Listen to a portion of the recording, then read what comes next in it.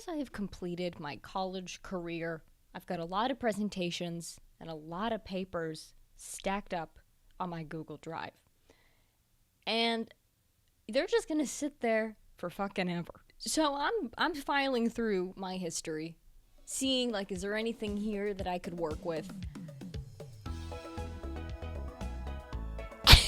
I don't remember making this.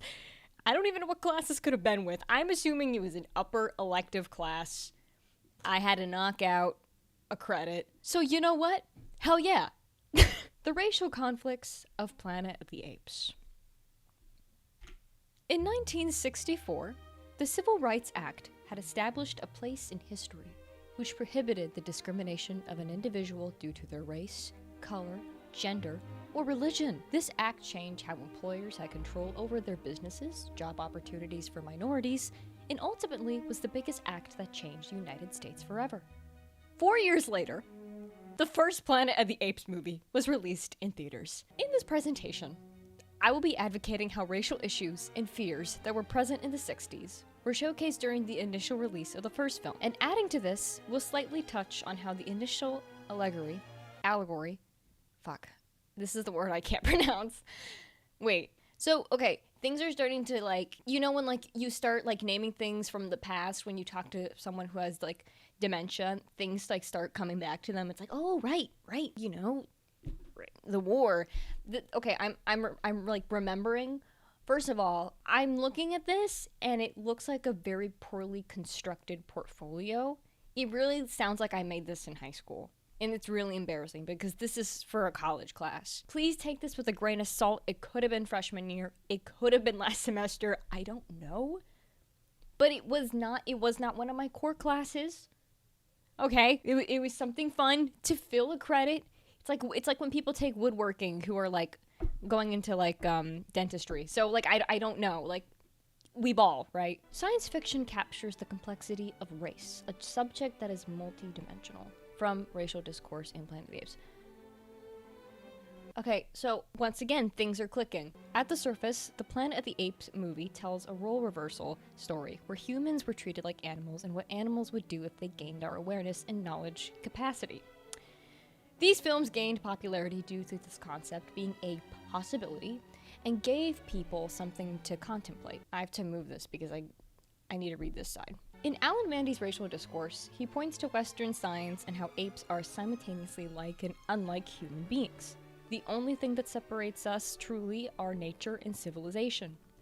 This is how Mandy opens up his article to introduce the ideas of how white supremacists view black people and other people of color, and how these morals racists hold onto were allegories. Fuck, why can't I know that word? I know that word. Throughout the first film and the several following after that. Did I pronounce it If I mispronounce that word, keep it to yourself. With the racial tensions of the 50s and 60s, why are there those there? They're not supposed to be. I don't think those are supposed to be there. When the films began production, it's apparent many of the issues that were lived and debated in the 60s were reflected on a film that talks about oppression, equality, and what if the white man was oppressed and the opposite sides were the oppressors. Now that I'm remembering, let me give some context. The class, it was a film class. And it was about how films were always, like, a reflection of the social commentary during that time, and so we had to choose a film during a certain time, whether it be the feminist movement, what huge piece of media reflected the, like, political issues that were happening at the time. And I remember my favorite franchise is Planet of the Apes. I love Planet of the Apes. I probably because I have a crush on Caesar. I remember I chose this because it's one of my favorite franchises. My dad grew me up on Planet of the Apes, like the original ones, and then we saw the 2010 and ongoing ones, and I was like, there has to be a connection here, because why are we making movies about apes and humans? What was happening? And then I found out that 4 years before this movie was made and put in theaters, the Civil Rights Movement Act was passed. And so I was like, okay, there gotta be something there. And I'm not crazy because apparently all of the sources here have to be, like, scholarly, like, sources, so I'm not the only person who's thinking this crazy thing. Before anyone's like, that's so messed up to be comparing animals to minorities. Literally, like, that's how minorities were treated back then, bitch. That's how black people were treated, like animals. It was like the closest thing in comparison. They weren't treated like humans. So now I'm things are starting to click. I'm starting to remember things. In brief, Planet of the Apes. This is a summary of kind of like the first Planet of the Apes. So like not 2010, the one that just came out like a year or two ago. Like this is like 60s Planet of the Apes. Here's okay. Planet of the Apes focuses on 3 men who crash land on a planet where apes are the intelligent, knowledgeable, and dominant species, while humans are the primal creatures who cannot speak, think properly, and herd in the grass like wild animals. This still applies to the newest Planet of the Apes. You know how like humans just can't talk and stuff? Like so so the 2010 movie, right? Originally Planet of the Apes in like the 60s and 70s was in the future, right? But in 2010, it was giving us a backstory on Caesar and like before all the time that was happening before the movies that were initially, you know? It was like the prequel to the first movie, but then it skips again in the future. So now the movie that came out like a year ago is kind of in the same timeline as when the first movie came out, when they envisioned the future, but instead. The scenario twists and turns the astronauts into a frenzy as the main protagonist gets shot in the throat, leaving him unable to speak, temporarily, while the apes capture him and take him to a holding cell in Ape City. When the apes discover after recovery that he can talk, few find him valuable, while many still see him barbaric. As the film progresses and the protagonist escapes Ape City, sick name. We should have called New York City Human City. The movie ends with him finding the Statue of Liberty on the beach, destroyed and fallen. This reveals that the astronauts did not crash land on a different unknown planet, but they had landed back on Earth, where they've realized humanity had destroyed the world entirely. Plot twist of the century. What? We were on Earth this entire time. Yeah, so basically, what I was saying is that the 2010 movie is kind of giving backstory on why, if South Park was mansplaining you how Planet of the Apes works, when they were showing Caesar, they were basically giving the backstory on what happened in the 60s and 50s, Kyle. So, fuck you for not even fucking knowing that shit, because, oh, okay. But there are morals behind its methods, and the movie soon turns into a ponderous... It's the one that's not that difficult. Allegory.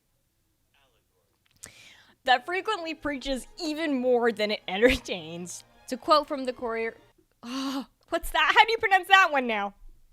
Journal that was published after the film released. Even the film director states how if Planet of the Apes was not a science fiction film, it would have been a political one. Okay. Point blank period. There it is. There's my point proven. It's not even a theory. Like, the guy confirmed it. There are many... I literally can't do it. There are many allegories to different issues in the 60s, but one that stands out and unfortunately didn't carry onto the 2011 Beyond Planet of the Apes films was a metaphor for racism. I think I know what the next slide is. Here we go. Religion and race. How does weaponizing religion affect racism? So, religious ideologies provided movement and an excuse to suppress black people, weaponizing Christianity to justify white supremacist racial stances, and provide context on how God gifted the white man of a clean soul, while the minorities were deemed dirty, unclean, and soulless. This is so interesting. I think about the fact that people use religion to have, like, some sort of, like, backup reason as to why they're racist. And that, like, oh, I'm not being racist. This is literally, that's how you're born. And I'm just here to, like, tell you. And, like, I'm here to sympathize with you. Like, I love you. I love you so much. And I'm so glad you cannot come with me to the afterlife. Because your skin is darker than mine. Oh, also, something that I find really annoying is when someone's going through a really hard time. And someone's like, you know, the scripture says. Well, the scripture also says, probably, that I could whoop your ass. And take your tendons and strangle you. If we look at the context clues and start switching words, you know, the scriptures could technically say anything if I go in there in my Google Doc and backspace a few times. I know you can talk to God, but you can also talk to a therapist. or, work that out. The clip above from the film illustrates this point perfectly. The male is able to speak and think critically, but the superior ape refers to God as real proof that humans are barbaric, and no evidence outside the text could sway him otherwise. This is good. Wait. I wrote this myself. Within the film, besides plot context, there are actions and subtle references to real protests and riots that were present during the 60s. Below are timestamp links to the film and a description of the parallels of what was happening in America at that time. Okay, so I do remember that we had to give 3, actual clip examples that would reflect our point and then, compare it to what was happening during that time. So these are I'm not going to play them because I don't, but you know what I mean. 1968 versus 2011, different message, same apes. Boom! I ate that shit up. This is something that I have a critique against these recent Planet of the Apes movies, even though I love this franchise. Because I want to fuck Caesar. What began as social commentary on white supremacy and religion later turned into a message on something entirely different. I think both of these things are issues. I think obviously the one on white supremacy and religion is a little bit more important than the whole thing they're trying to do in these recent ones. Hear me out. Okay.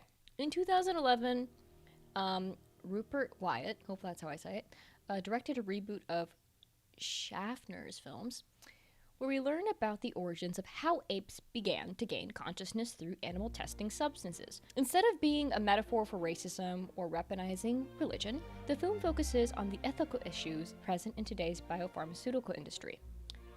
Marilyn, I'm not going to say that because I don't know how to say their last name, from Columbia, in her article posted on Voices in Bioethics, talks about the film and how it reflects some of the ongoing problems that are occurring within clinical trials, testing on animals, and not taking the possible extinction of a breed of animals into consideration when constantly using animals as test dummies. 2010, 2011, those, that first movie, it was, a lot. I don't know if you remember, but, the thing that they were testing, that gave the ape Caesar consciousness and was able to talk and stuff was this scientist, this guy. He was trying to reverse his dad's Alzheimer's. He was losing his speech, his thinking, and his consciousness. So kind of reversing that by giving it to him. So they tested on apes. They were trying to see if they can start talking, if they could start communicating and thinking with like a human, then we could use this formula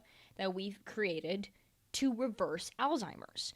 I also think that's why I like this series, because my Nana had Alzheimer's, so I find the whole concept interesting. Because I do think that eventually we are going to get to that point when it comes to curing people with dementia, memory loss, diseases. The 2011 film does not touch on racial issues at all. Now that I don't actually know. I haven't rewatched the earlier 2011 films in a while, so maybe they do a little bit, but I not that I remember. If you remember if they talked about race at all, let me know. But from what I recall, the main focus was issues in the biopharmaceutical industry. But if you remember and you're like, no, Asia, actually, let me know, because my whole point here could be completely thrown out the window if that's true. When I examined these differences, I started to realize how the initial political standpoint the 1968 film was trying to convey was erased from the reboots, and these reboots had exceeded the original movies in views and money. Now, once again, I don't actually know if that's true. No one cares about racism anymore. I don't think that's real. I think I was just trying to milk my point. I just think people were interested in seeing Planet of the Apes in 2011. I know I was. Colorism. This is a good one too. Wait, I'm not eating. Every single point that I have in this is backed up by an article written by someone that had to be approved by the college. These are all scholarly art.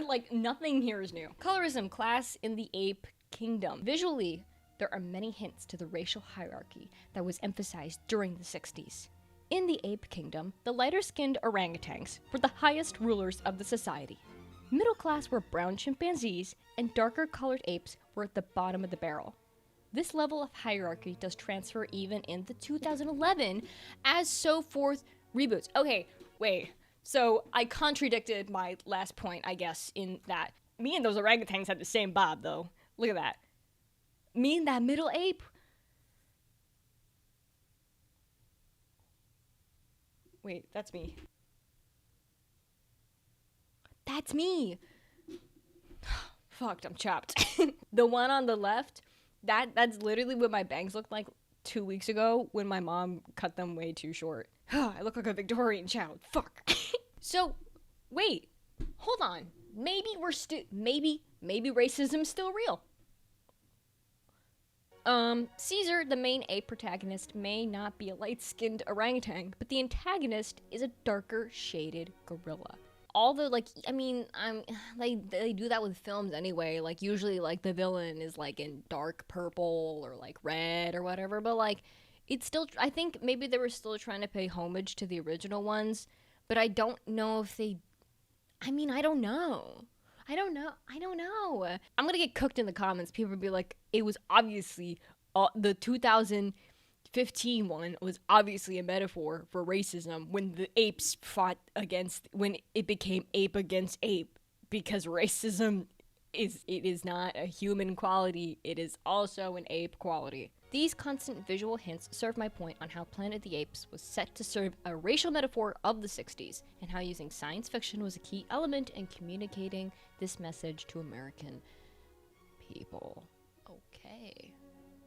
I don't know if audience members stepped out of that theater after they all could sit together, right? There was no colored section in the theater. I don't know if they all came out thinking, wait, hold on, we were treating you guys like that the entire time? Fuck, dude.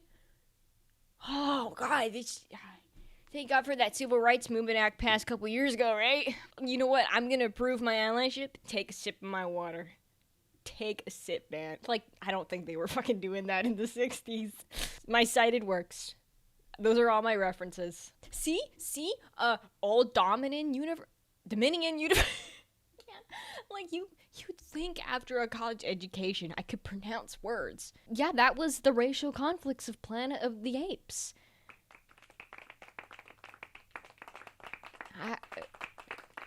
What do you think? You'd think my major would be something crazy with this presentation. But that was interesting. It's kind of fun to go back to look at what I wrote before and be like, wow, you're really fucking stupid. But also be like, wait, but that sentence formation, that was kind of good. Well, that was interesting. I kind of wish that I could have seen what other people did. I think it was just like we had to make a presentation, just submit it to our professor. This was an online class, so I couldn't really see what the other students were doing. But I wonder if anyone else chose Planet of the Apes. Because I think we were only allowed to choose, like, before the 90s.